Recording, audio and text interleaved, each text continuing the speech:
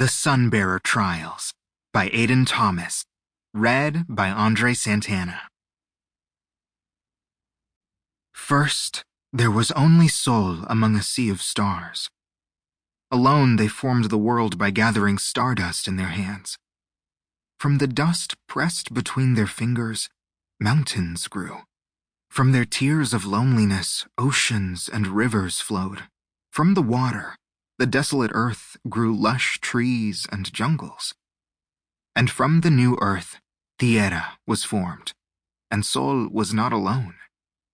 The world was beautiful and exciting, but the couple was alone in the universe with no one to share it with.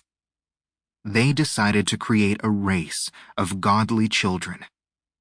First, Tierra brought forth gold from deep within the earth, and Sol shaped it into the golds. The golds were powerful, but vain. They wanted only to test the limits of their strength, busying themselves with their work instead of spending time with their creators. And so Sol and Tierra tried again. Next, Tierra brought forth Jade from the caverns where the ocean met the shore, and Sol shaped it into the Jades. The Jades were kind, but focused. They were so immersed in finding new ways to bend and channel their powers that they had no thoughts of their family. And so Sol and Tierra tried again. Last, Tierra brought forth obsidian from the edges of the earth's hottest flames, and Sol shaped it into the obsidians. The obsidians were passionate but selfish. They sought only destruction, not the development of their home. Eventually, Sol and Tierra grew tired of shaping gods. Sol went down into the earth and planted their heart deep beneath the ground to be closer to their beloved. Sol's heart blood mingled with the humble dirt and, unexpectedly, humans were born. The small mortals were welcomed and given a home in Reino del Sol. By nature of their short existence, the humans held more compassion and empathy, loved more fiercely than any god could through an eternity. Sol and Tierra loved the humans most of all, so they tasked the gods with caring for the fragile creatures, to provide for them, inspire them, and learn from them. The golds, jades, and obsidians fought viciously about what aspects of life they would rule over. Sol put an end to the fighting by making a 7-pointed star out of clay and filling it with all the powers the gods could possess. All the gods took turns hitting it with a stick, but it was a gold god Luna whose blow cracked it open. From the broken clay, stars rained down.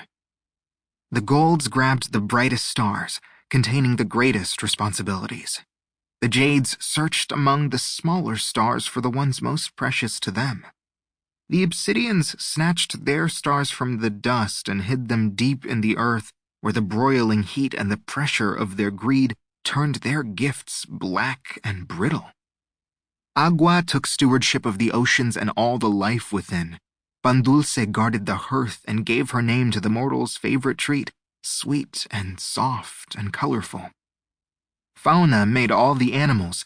Guerrero made the great cats in their own image. Quetzal made the birds in hers, and they were all beloved.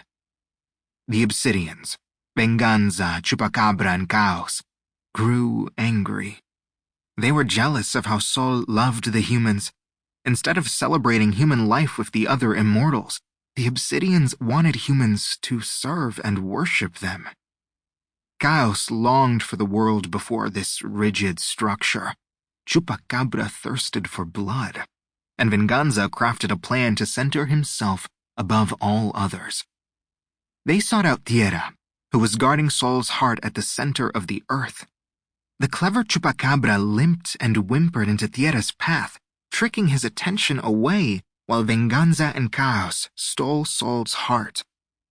Without Sol's heart to warm the earth, the obsidians turned Sol and Tierra's cherished humans into mindless creatures who existed only to worship the gods.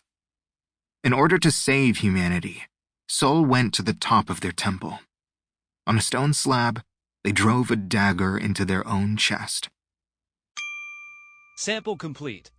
Ready to continue?